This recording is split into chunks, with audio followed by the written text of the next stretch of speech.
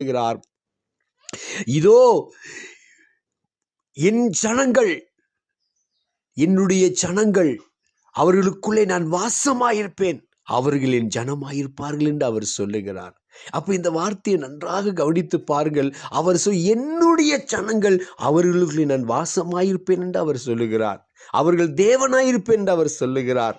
இந்த காலை நேரத்தில், இந்த அருமையான இந்த நாட்களில் நாங்கள் தொடர்ந்துடைய சத்தத்தை கேட்கிறவர்களாக அவரோடு கூட இணைந்து ஓடும் பொழுது, நாங்களும் தேவன் வரும் பொழுது நிச்சயமாய் அவரோடு கூட நாங்கள் போக முடியும். அவருடைய சத்தத்தை கேட்டு பழகாவிட்டால் எங்களால் அவரோடு கூட போக முடியாது.